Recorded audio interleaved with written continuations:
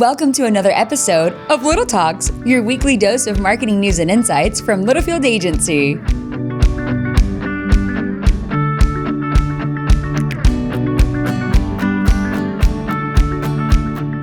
Welcome back to another edition of Little Talks with Littlefield Agency. I am Sam Littlefield. With me, Roop, my boy.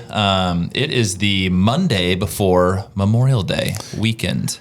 Yep, we had to shift our recording time around a little bit this week. Yeah, we did. So this will still go live on Wednesday. Is that right, Claude? It'll be your normal routine. I am actually out next week. Lucky you, Roop. So we have a special guest next week. Yeah, we have. We're going to go ahead and tease next week. In fact, I'm going to tease the next couple. I think that's a good way to do it. And by the way, this is one of the most special of special guests that we've ever had. We have next week, Sam's out. I'll be here.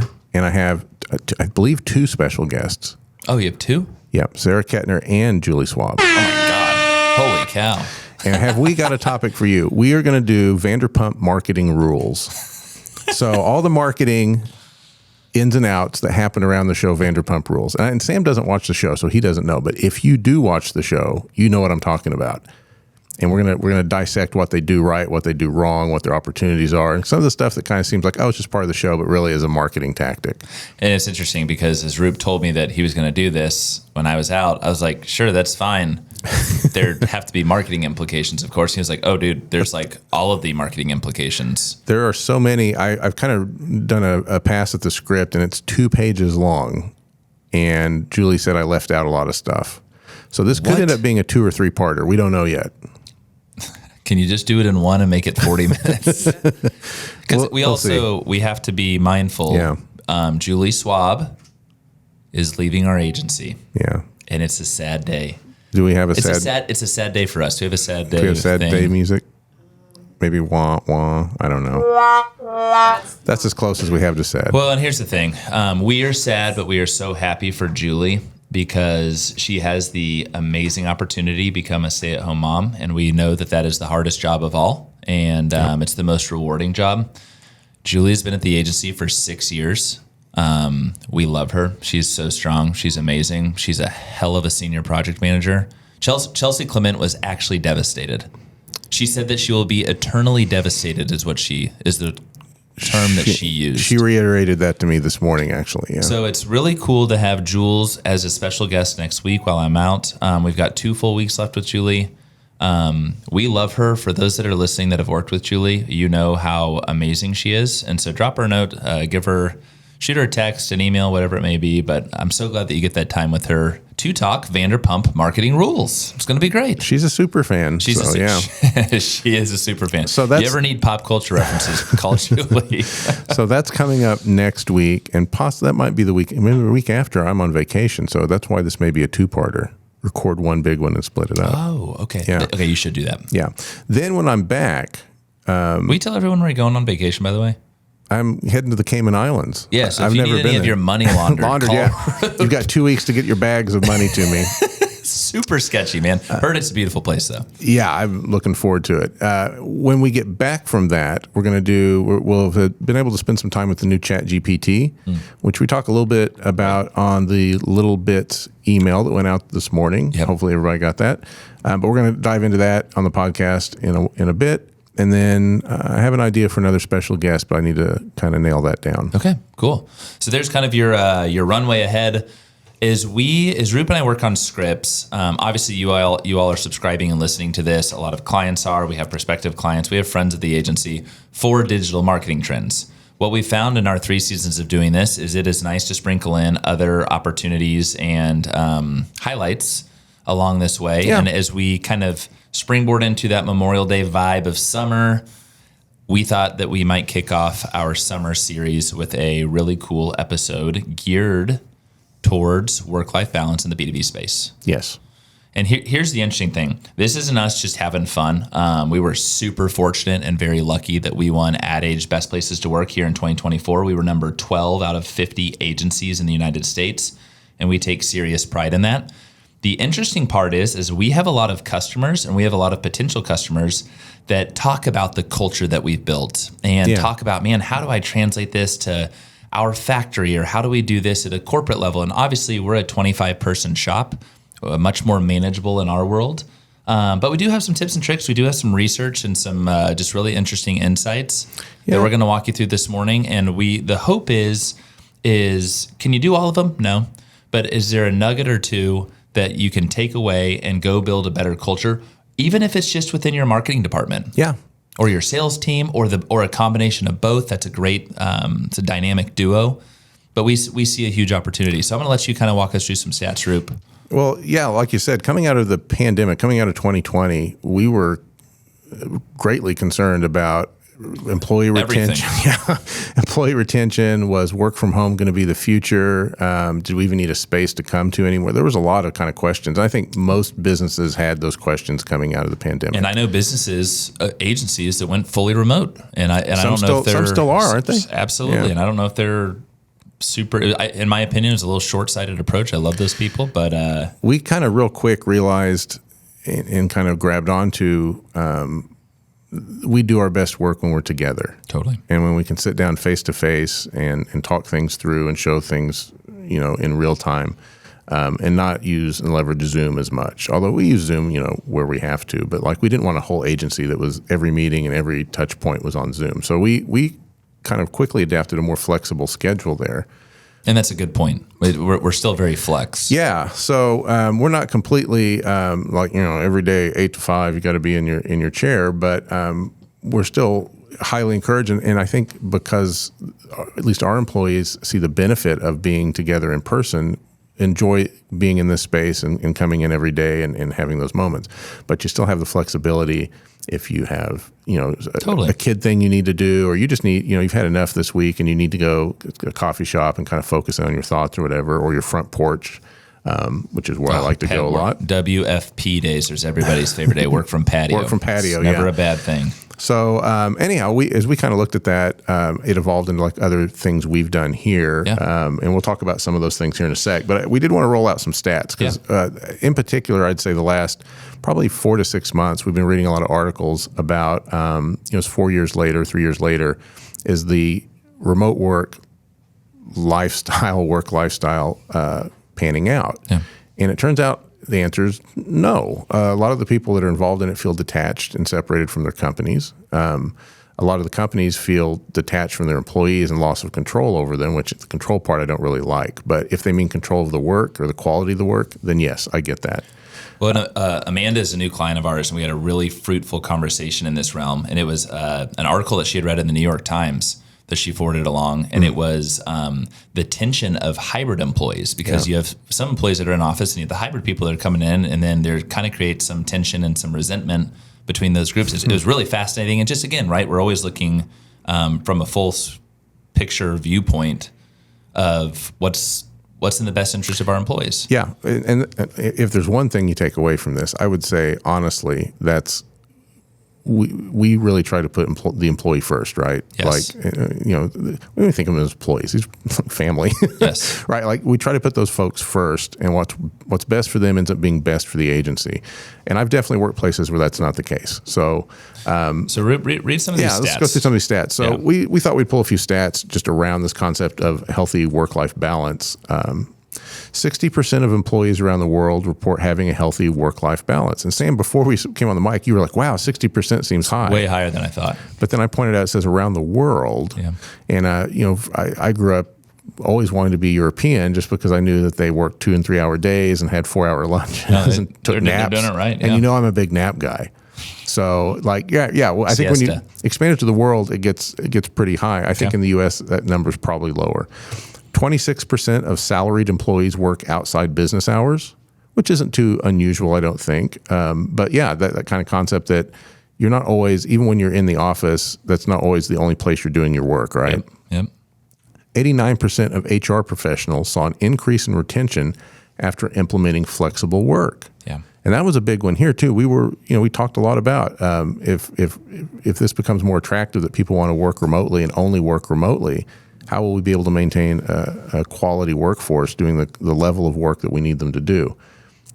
So the flexible work schedule really has panned out for us. We're in that 89%, I would say.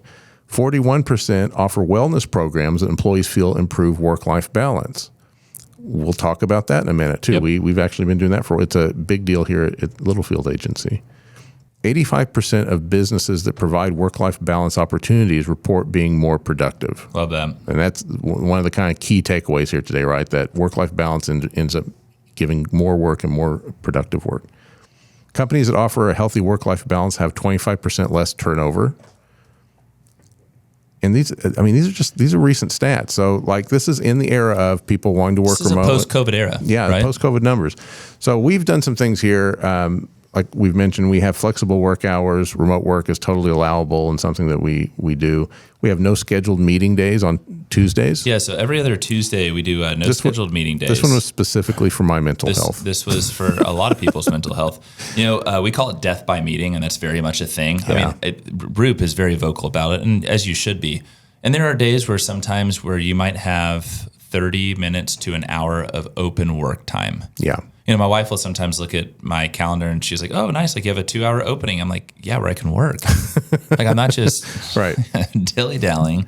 But anyway, so the whole purpose of no scheduled meeting Tuesdays is, hey, if you're a project manager, if you want to have client meetings, like that's your call. You are still free to meet internally, collaborate. Like these are days where you can either get a lot of work done or you can think differently, reimagine is a huge, kind of our brand purpose here at the agency. But it gives you that day to think differently about our clients, have some time to get some stuff done, and it is people's freaking favorite day. Yeah. Twice a month. And the reason is if you don't have that kind of block time where you can really sit down and have focused, uninterrupted thought, which is really key to quality work. Yeah. You're just kind of jumping between meeting to meeting to meeting. You get frazzled. You'll get worn out. So like adding that here has been, I think, a real lifesaver for a lot of people's mental state and again, of work. As we're crafting these, we're thinking of you all in a marketing department at a corporation. So like it's not just us like living the agency dream over here. Yeah. As we were also crafting this, we realized that a lot of our prospective customers and current customers are in the manufacturing space. We totally get that those that are on the factory floor can't maybe enjoy all of these perks. They're working, they're moving product, they're building product, so you all can make revenue. We totally recognize that. We were on, I won't name the name, I'll get their permission at some point, but we were on a manufacturer visit, and they are a client of ours, and they're scrap metal. And a lot of companies have scrap metal, and you recycle it, and then you can actually make money off that recycled scrap metal. So they encourage, whether it's the tiniest of tiny pieces or large chunks of scrap metal, you put it in because at the end of the year, the CEO of that company, they actually share. So if there's 200 factory employees, whatever that recycled number is, they split it by 200 employees. That's awesome. Like what a perk. I mean, that it's little things like that is, I mean, people are they're much more mindful and conscious. Mm-hmm. These checks can be up to potentially $10,000 per employee. That's incredible. Yeah, that's so again, like we're gonna share with you some perks in the sense of your B2B marketing team and sales team. But there's also things like that we've learned. It's like, wow, that is so cool because that is truly putting employees first. And while that factory employee can't leave early or can't have a no scheduled meeting day because they're literally in one big meeting working all day, at least you're thinking of ways to be inclusive of all employees. Yeah, you're thinking of the employee first. It's also helping the company, right? Like, totally. Waste not want out there. I love that. Yeah, that's a good one. Another one that we have here is early leave Fridays. Yep. And the time on this has shifted around. Like we have, if your work's done and you don't have any meetings, and this isn't always the case. Frequently, I'm up here way past this. During the year, we leave around 3:00 on Fridays. Yep, between from Labor Day to the next Memorial Day. But then during the summer, we move that up a little, and you can leave at noon. We call them free to leave Fridays. So from Memorial Day, which is this coming Monday, until Labor Day, you are free to leave on Fridays at noon. If your work is done, you're feeling great about the week ahead, and you've reimagined your week, right? Yeah. And we're all adults. We understand that some people might front load their weeks and get some more stuff done. And to your point, right, that 26% of salaried employees work outside of business hours. Maybe they work a few extra hours outside of on a Tuesday to get some stuff done so they can leave on Fridays. Yeah. Again, we're all adults in this business. And it's really interesting. Last summer was the first time that we did this. And the amount of people that would sometimes be here after 12 on a Friday getting stuff done. Courtney Roberts loved working until about 2:30 before she went and picked up her kids because there were 3 employees up here. And that's to her. That's how she wanted to roll with it. And that's awesome. And I would do that because it meant if there were fewer people here, there was fewer interruptions for me, right? So it really panned out. But again, really another perk there, because at the end of the day, right, and we recognize this, Roop the other day had his son's graduation at the University of Arkansas, which was very cool. So he had a 3-day Friday, Saturday, Sunday weekend, and he woke up on Saturday thinking it was Sunday, but then realized it was Saturday. He was like, man, this 3-day, he was like, Sammy, 3-day weekends, right? Like, I could get used to it. I could get used to it. We realize, right, we have clients that pay us great money, and we work really hard for them to better their business and grow their accounts and help them just crush it as a business. Yeah. But we also think that there's a lot of opportunities to have a heck of a time while doing it too. Yeah, you gotta have that. You gotta have that time to recharge your batteries, right? Like you can't do good work on a low battery. Yes, that's kind of how that works. And I want you to think that's actually wow, that's good. Oh, you like that? Will you say that one more time? You can't do good work on a low battery. It's a really, really good way to put it. So as you think about your teams, your marketing teams, your sales team, right? You want that energy, you want that excitement, and you want that motivation. I mean, we have 24 employees that are very passionate. I think part of the reason is because we run a very flexible, lenient, great shop that encourages a lot of great behavior, right? Mm-hmm. And that encouragement and that ability to do things just makes it forward that much better. I mean, we're doing the best client work we've ever done, and I've been at our agency for 8 years. Since COVID, we are doing 1,000 times better work, and I think it's because we're letting people be free. Yeah. Creative expression and there's no micromanaging here. I think that's a huge part of it. Yes, we all got to get work done. Yes, you have to have things approved by your boss, but there's a lot of creative freedom here that I just think creates for better thinking. Yeah, and people come in refreshed from this time that we give them as well, and so they're ready to really go firing on that. Now, one of the things we talked about in the bullet points was wellness programs, and we have here the second most popular week of the year. The first most popular week is Christmas party week. I don't know if that'll ever be dethroned, but the second most popular one is Wellness Week, which is the second week in June every year, I believe. Second week in June. And I've been to 2 of them, and I've missed 2 of them because I also randomly I keep having to launder money in the Caymans. I'm always on vacation for some reason that week. But I will say the times I've been here, it's a different energy at the agency. People are really into it. Do you want to give a little bit of what Wellness Week is? Yeah, so we started this in COVID. It was 2020, right? And we did a very socially distanced Wellness Week. Yeah. We realized in COVID, and then I am a big believer for a long time in the importance of mental health. And it's really funny that we do it in June because May is actually Mental Health Awareness Month. But Wellness Week, the whole purpose of it is, what are you doing emotionally, mentally, physically, all the above to be well, right? Yeah. So we start off those Mondays. We have a massage therapist come up here, give little shoulder massages, gets you nice and relaxed. We actually go to Iron Gate and we bag. We do wellness for the community. So do a lot of bags for Iron Gate, which is wonderful. So it's food, et cetera, and we're all going to pitch in on that Tuesday. We have a step challenge during the week. No, that one gets out of hand. We do. It does. Mike Rocco, God bless you. We had to cap our steps because it just got so out of hand the first year. That was getting crazy. But again, we do a yoga class. We do a happy hour at the end of the week. There's just a lot of different ways. Hey, on Mondays, Mindfulness Monday, when you go home with your loved ones and significant others, try not to be on your phone. Yeah. Things like that. So encouraging that wellness. Because it's so important and I can tell, right? If I'm looking at Claude over here, if Claude's having a tough day or something's going is off in her personal life, that can affect her work life. We get that. We all have things going on outside. There's kids and families and boyfriends and spouses and all this stuff. And I talked to someone recently, and one of their teammates is going through something personally, just having a hard time. Is one of our clients. And we talked about the idea of grace, and sometimes I give, if someone's rude, I'm just like, you know what, there might be something going on in their lives. And so again, we have the ability, and I think about your marketing teams and your sales teams, everyone is going to have good days and you're going to have bad days. And what are you doing to get through it to better your teams and better you from a boss to your employees standpoint, right? There's a balance, especially these days, of being empathetic, but you're also the boss, right? If Claudia's going through something, you are her direct boss, and you want to nurture her and make sure she's okay, but Claudia still also has to get work done. So there's it's definitely something these days that you want to be mindful of, and something that I talk to a lot of our clients about of how do you define that balance, and how do you, what role do you play as that boss? I mean, it's really interesting. When people are your primary resource, you got to take care of the resource. And I think things like Wellness Week. Oh, good God. Are you reading quotes over there? like Tony Robbins this week, right? Another good work-life guy. Would you say that one more time? No, I'm not going to say it again. But when people are, I will say it again. When people are your resource, you got to take care of them, and you got to take care of their mind, their physical well-being.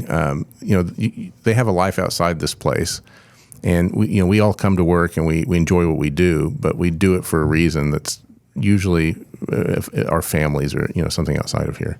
So kind of just acknowledging that and trying to come up with things. I will say I think Littlefield Agency has historically, in the time I've been here 12 years, always done a pretty good job of listening to employees' kind of concerns or needs or ideas. And I think that that's all well prepared it for when we got to the pandemic and now coming out of it.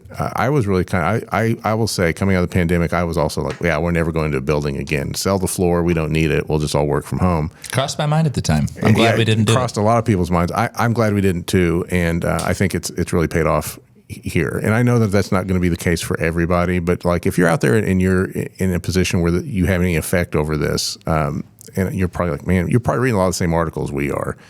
We can tell you it may seem kind of counterintuitive to go against that. Well, no, this is what everybody wants. They want to work remote. Well, it turns out they don't all want to work remote. And definitely the folks that want to do the good quality work that like we have here don't want to. They want to be in person. They want to have their hands-on and work in a way that benefits everybody. So anyhow, that's it. That's all.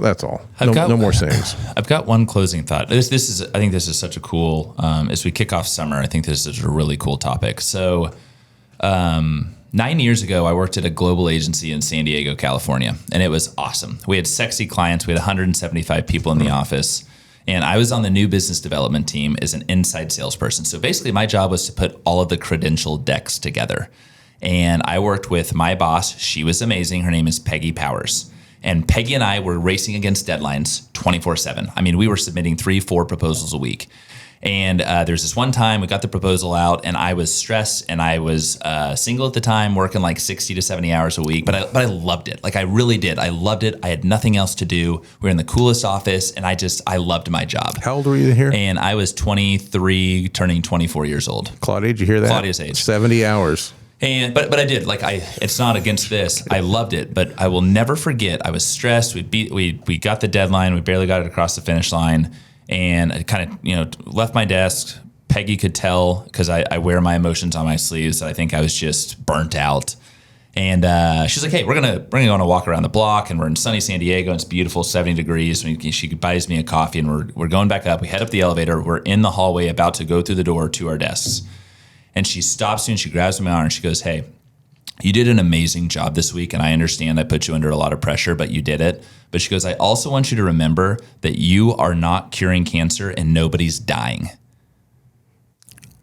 That's great advice. And I will never forget, I get goosebumps, and I've told that story a million times over since. And I have told that story to Claudia, and it hit me so profoundly. And I'm going to send this to Peggy because, Peggy, it was the best life advice you could have ever given me. And it was at that moment that I was like, you know what? You're right. I'm not a doctor. There's no one on the table here next to me.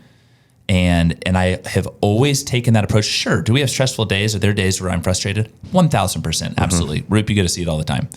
But at the same time, that approach, and I think taking that, if you can take that to your marketing team, to your sales team, to your overall organization, of at the end of the day, we got one shot at this life. Let's do some kick-ass work with some great people, work with some great clients, go home and love your families. It's a good life we're living. Yeah, and you'll want to get up and come in every day and work that much harder for that lifestyle. 100%. I want to read this to you. I did this at a staff meeting, so everyone in this room is familiar. Trent from Grasshopper sent me this, and when he read it, he goes, I couldn't help but think that this is the way that your people at your agency feel. And the quote is, culture is how employees' hearts and stomachs feel about Monday morning on a Sunday night. And if you can make that happen, I told Claudia when she first started, she should never have the Sunday scaries. She should never have the freaking Sunday scaries when she comes to this agency every Monday. And you can figure that out, and it'll be amazing because not only your team will be crushing it, but you will see an impact from a profit standpoint and your bottom line and the overall culture and all as well. And that's what we're all aiming for. Yeah. That's it. And I don't have Sunday scaries anymore. And with that, there we go, baby. Claude, I love it. That's perfect. No more Sunday scaries. Guys, we'll close there. Thank you. We appreciate you listening. And if you want to talk, you let us know. Yeah. We'll see you. Adios. And that's a wrap. We hope you've enjoyed our little chat and found ways to grow your own marketing strategies. Remember to subscribe wherever you listen to podcasts and follow us on social media @Littlefield Agency.